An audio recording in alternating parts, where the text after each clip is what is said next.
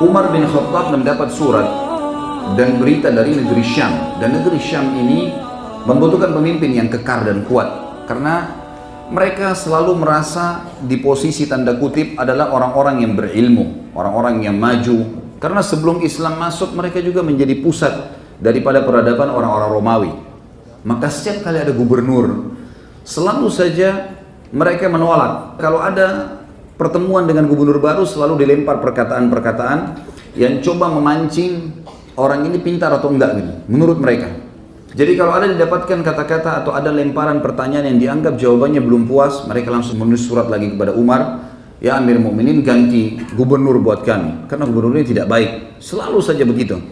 Akhirnya Umar radhiyallahu anhu duduk dengan beberapa sahabat, lalu kemudian mulailah bermusyawarah dengan para sahabat siapa orang yang paling pantas yang tidak bisa lagi dipermainkan oleh masyarakat Hims, wilayah di negeri Syam, tepatnya di Syria.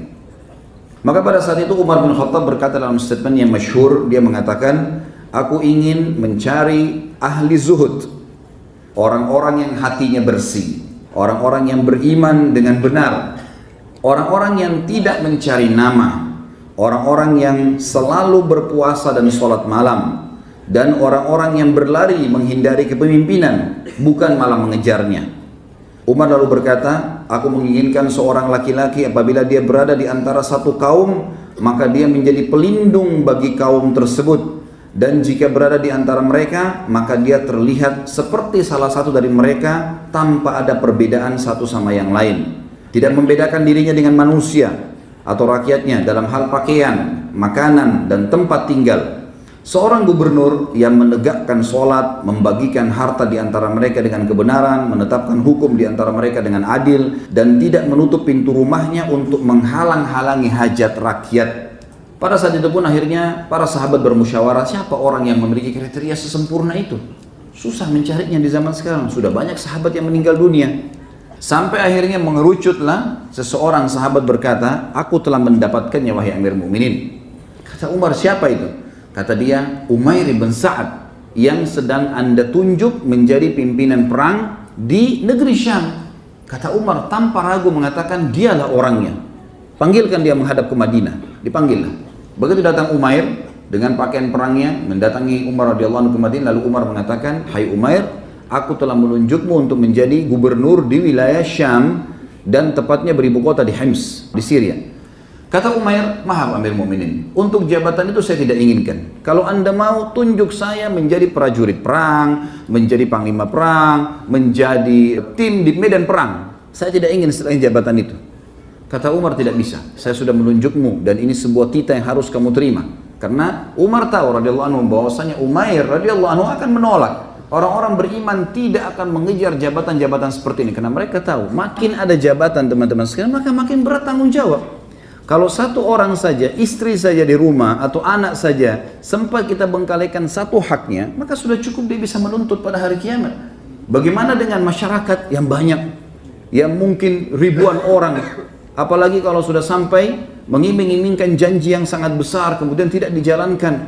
Satu orang saya sudah cukup menghabiskan pahala kita pada hari kiamat. Maka para sahabat tahu masalah itu. Dan juga mereka sangat memahami sabda Nabi SAW dalam hadis sahih riwayat Imam Ahmad, kami tidak akan pernah, kata Nabi SAW, menunjuk seorang pemimpin kalau dia sengaja mengejar-ngejarnya atau sengaja mencari supaya bisa mendapatkannya. Dalam makna yang sama kurang lebih. Maka Umar memohon lagi, ya Amir Mukminin, tolong lepaskan saya dari jabatan itu. Walaupun saya tahu Syria atau negeri Syam adalah negeri yang subur. Saking suburnya negeri Syam pada saat itu disebutkan cirinya teman-teman sekalian, kalau ada tanah di jalan negeri Syam retak, maka tumbuh pohon apel. Saking suburnya, udaranya sangat sejuk, enak, masyarakatnya juga tidak terlalu banyak, kemudian wilayahnya kaya, dia bisa hidup enak. Tapi subhanallah, dan dia tahu dia lagi di kancah peperangan di situ, dia tidak mau. Lalu Umar mengulangi lagi kembali mengatakan, wahai Umair, engkau mengetahui sabda Nabi SAW, mentaati pemerintah wajib, kau harus jalankan ini. Maka Umair pun akhirnya menerima hal tersebut dan serentak pada saat itu seketika dia langsung mengganti baju perangnya, kemudian memakai baju biasa, baju dia sebagai masyarakat biasa, lalu kemudian dia pergi sendirian ke negeri Syam. Tiba di negeri Syam, dia pun membawa surat Amir Mu'minin kepada tokoh-tokoh negeri Syam dan mereka menerima, mengatakan baik, surat Amir Mu'minin kami terima. Lalu mereka mau melakukan hal-hal yang sama kurang lebih, ingin menguji Umair dalam hal-hal yang mereka sering lempar pertanyaan. Maka sebelum semua itu, Umair radhiyallahu anhu kemudian naik ke atas mimbar. Pertama sekali, setelah tahmid dan salawat dan beliau mengucapkan kalimat yang mulia, beliau mengatakan, dan ini prinsip dasar dalam pemimpinan beliau, di atas mimbar setelah tahmid dan salawat beliau mengatakan, ketahuilah wahai saudara-saudaraku seiman, bahwa Islam adalah benteng yang sangat kokoh. Semua orang yang bersandar pada Islam pasti akan aman. Dia adalah ajaran yang paling sempurna dan pintu yang paling kuat, tidak bisa ditembus oleh musuh. Benteng Islam, kekuatan Islam berada di keadilan dan pintunya adalah kebenaran. Jika benteng itu roboh dan pintunya hancur, Islam akan terbuka dan akan dianggap remeh. Islam akan tetap kuat selama ada kepemimpinan atau pemimpin yang menerapkan kedua hal tadi, keadilan dan juga kebenaran. Dan kepemimpinan seseorang bukan karena membunuh, merusak dengan pedang ataupun alat yang lainnya, bukan dengan memukul dengan cambuk, tetapi dengan menetapkan hukum dengan kebenaran dan melaksanakan keadilan. Yang tidak teman-teman sekalian, Umair pun turun, kemudian mulai menjalankan pada detik itu pun dalam kondisi capek, letih dari Madinah, beliau tidak istirahat sama sekali. Langsung saja beliau radhiyallahu anhu menjalankan apa yang harus dijalankan setiap hari. Umair keliling di pasar-pasar, mengangkat barang-barang muslimin yang butuh diangkat ketunggangannya. Kemudian Umair memakai baju biasa seperti mereka. Umair juga tinggal di sebuah rumah yang dia bangun dengan tangannya radhiyallahu anhu dari tanah liat di sebuah pinggiran kota Hims. Kemudian di situ adalah ruangannya kecil, istri nama anaknya pun ditinggalkan di Madinah, tidak diajak tinggal bersama dia. Kemudian dia mulai bertugas jalan. Di rumahnya cuma ada seember air untuk digunakan wudhu dan mandi. Kemudian juga ada satu piring, satu wadah untuk memasak. Kemudian 2 lembar baju. Tiap hari kerjanya Umair keliling sana sini, terus menyelesaikan permasalahan muslimin sampai ditemukan di bawah matanya berwarna hitam karena radhiyallahu anhu jarang sekali istirahat. Setelah setahun berjalan, Umar radhiyallahu anhu tidak pernah menerima pengiriman zakat mal, tidak ada pengiriman hasil dari negeri Syam. Kemana Umair ini? Dikirimlah surat. Umar radhiyallahu anhu mengirim surat kepada Umair yang isinya berkata, kalau suratku ini tiba padamu, maka datanglah segera wahai Umair. Umair pun datang, kemudian membawa apa yang dia miliki tadi. Rumah yang dia punya tadi, yang dia bangun sendiri dengan tanah liat, di tanah yang dia beli pakai uangnya kecil sekali. Tapi saya coba berusaha cari, tidak saya temukan ukuran rumah itu yang disebutkan kecil. Intinya adalah beliau merobohkan bangunan rumahnya itu, tanah-tanah liatnya, kemudian beliau mengambil embernya yang dia biasa pakai, piring dan pancinya, dengan baju yang dia pakai 2 lembar. Jadi rata kembali tanah itu. Kemudian dia mengembalikan tanah kepada orang yang dia beli. Ambil tanah ini, hadiah buat kamu, saya nggak usah jual. Kemudian dia pergi ke Madinah, jalan kaki. Tiba di Madinah radhiyallahu anhu, menemui Umar dalam kondisi lesu, kotor, pakaiannya, kakinya sampai luka-luka karena jalan kaki dari negeri Syam. Dari negeri Syam teman-teman sekalian ke Madinah kalau pakai kuda sebulan. Bagaimana dengan jalan kaki? 3 bulan. Dia cuma berhenti kalau lapar, makan daun di jalanan, ambil sesuatu yang memang tumbuh. Dia tidak minta sama orang, orang pun tidak tahu kalau ini adalah gubernur negeri Syam. Tiba di Madinah, menemui Umar di masjid. Maka Umar pun melihat keadaan Umar lalu bertanya, wahai Umair, setelah salam segala pelukan, kemudian kata Umar, hai Umair, kenapa keadaanmu begitu buruk? Sungguh kusut wajahmu, kakimu sampai berdarah, bajumu sampai kotor, dan apa yang kamu bawa ini? Ember dengan 2 lembar baju. Kata Umair, ya Amir Mu'minin, aku membawa dunia kepadamu. Umar berpikir mungkin akan dibawa hasil dari negeri Syam, mungkin menyusul.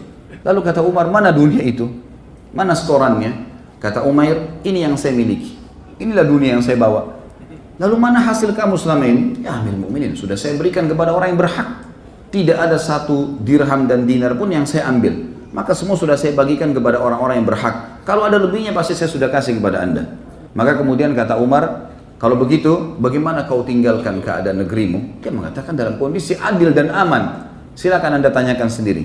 Lalu kata Umar, kenapa kau jalan kaki datang ke sini? Kenapa kau tidak naik tunggangan? Bukankah kau bisa meminta kepada masyarakatmu? Kata Umair, saya tidak pernah memintanya dan mereka juga tidak memberikan kepadaku. Maka aku cuma menjalankan tugasku. Kata Umar, sungguh buruk penduduk negeri Syam. Lalu kemudian kata dia, tidak wahai Amir Mu'minin, itu hak mereka. Lalu Umar pun mengatakan kepada sekretarisnya, lanjutkan tugasnya Umair. Lalu kata Umar, saya mohon kepadamu hai Amirul Mukminin, dan aku memohon kepadamu sebagai seorang pemimpin kamu dan juga sebagai seorang sahabatku, karena sama-sama sahabat Nabi SAW. Maka aku memohon kepadamu, izinkan aku untuk lepas dari tugas ini. Setahun penuh aku sudah jalankan tugasku, dan engkau bisa tanyakan di sana bagaimana yang sudah aku terapkan, dan aku sekarang minta tinggal di pinggir kota Madinah. Aku tidak ingin lagi sama sekali untuk tugas. Aku ingin tinggal bersama istri dan anakku, sudah aku tinggalkan selama setahun mereka. Aku akan jalankan kehidupanku kecuali kalau ada jihad. Jihad tugaskan, tapi selain ini aku tidak ingin lagi. Maka Umar pun akhirnya menerima. Begitu tiba di rumahnya dan tinggal di sebuah perkebunan kurma kecil, istri sama anaknya tinggal di situ, maka Umar pun masih ingin menguji pada saat itu Umair. Dalam riwayat dikatakan, maka Umar pun mengutus seseorang yang bernama Harith, dan Harith ini membawa satu kantong yang berisi 1000 dinar, cukup banyak tentu jumlahnya. Lalu kata Umar kepada orang ini, Harith, hai Harith, datanglah ke sana, jadikan dirimu seakan-akan tamunya Umair, dan lihat, karena saya tidak tahu apa yang dia kerjakan di negeri Syam. Benar nggak uang-uang itu dibagiin sama orang? Tapi saya tidak ragukan keimanannya, cuma saya ingin mengetahui. Coba, kamu datang ke sana karena dia tidak mengenalmu, kemudian kamu coba tinggal bersama dia menjadi tamu. Lihat apa perilakunya dan bagaimana kehidupannya. Kalau seandainya engkau lihat dia dalam keadaan susah, berikan kepada dia 1000 dinar ini. Kalau engkau melihat dia dalam keadaan tenang, aman, gak ada masalah, ya udah bawa kembali duit ini. Kata Harith, baiklah. Datanglah Harith, sengaja lewat di depan kebun kecilnya Umair. Umar begitu melihat dia lewat, dia memberikan salam. Kata Umar, masuklah, semoga Allah selalu menjagamu. Masuk orang itu, dia mengatakan, silakan, kalau mau jadi tamu di tempat saya. Kata Umar, tanpa orang itu bicara, silakan, kalau mau jadi tamu silakan. Mau minum, mau nginap, mau makan, silakan. Kata Harith, iya, saya akan menjadi tamu anda selama 3 hari. Kebetulan Umar memang tidak mengenal kalau ini adalah pegawainya Umar radhiyallahu anhu majma'in. Harith tentu seorang tabi'in ya, bukan seorang sahabat. Maka Harith pun mulai kumpul, kemudian bertanya. Begitu duduk langsung kata Umair, dari mana asal? Dari Madinah. Bagaimana keadaan Amir Mu'minin? Baik saja. Bagaimana keadaan Madinah? Baik saja. Bagaimana keadaan muslimin? Semuanya baik. Lalu bagaimana secara khusus hukumnya Amir Mu'minin Umar? Kata Harith, Amir Mu'minin Umar menghukum siapapun termasuk anaknya sendiri. Kalau berbuat salah, maka dihukum oleh dia. Kata Umair, semoga Allah menjaga Umar, dia sangat berpegang teguh pada agama Allah. Kemudian berjalanlah kehidupan, ternyata Umair memiliki kurang lebih beberapa roti gandum yang sudah kering, yang beliau makan dengan istri sama anaknya, tapi karena ada tamu, mereka tidak makan. Oleh Umair dikasih kepada Harith. Harith pun memakannya sambil melihat, memang tidak ada makanan sama sekali. Setelah 3 hari dan memang ini masa penyambutan tamu 3 hari dalam Islam, Umair mengatakan, wahai saudaraku, semoga Allah selalu menjagamu. Kami betul-betul sudah kehabisan makanan dan kami tidak bisa lagi menghormatimu sebagai tamu. Silakan cari tuan rumah yang lain, kami nggak punya apa-apa lagi. Maka kata Harith, ketahuilah aku adalah utusan Amir Mu'minin dan aku disuruh memberikan kepadamu 1000 dinar ini, ambillah. Kata Umair, demi Allah saya nggak butuh sama sekali. Kalau saya masih punya makanan, maka cukup. Saya nggak perlu sama sekali. Kata dia, silakan, kamu tetap harus ambil. Maka kata dia, tidak, saya tidak mau. Istrinya rupanya, Umair dengar dari dalam, mengatakan, hai Umair, kalau kau tidak perlu, berikan kepada orang yang perlu. Jangan ditolak pemberian Amir Mu'minin. Kata Umair, saya tidak punya tempat untuk menampungnya. Lalu istrinya memberikan sebuah kain dari dalam rumah, kemudian ditaruh, dibuka, kemudian ditaruhlah 1000 dinar itu. Penuh, banyak sekali harta. Dan akhirnya setelah diterima pun karena istrinya memberikan masukan, lalu kemudian dibagikan kepada fakir miskin atau masyarakat sekitar sampai habis. Dia pun tidak memiliki 1 dinar yang disimpankan untuk dia. Harith pulang melapor kepada Amir Mu'minin. Ya Amir Mu'minin, kejadiannya seperti ini. Apa adanya, semuanya saya ceritakan. Maka kata Umar, sungguh dia adalah orang yang luar biasa. Tidak ada orang yang menyerupainya. Berarti betul uang yang selama di negeri Syam dibagikan kepada orang-orang. Dalam kondisi susah pun dia masih bisa melakukan hal tersebut.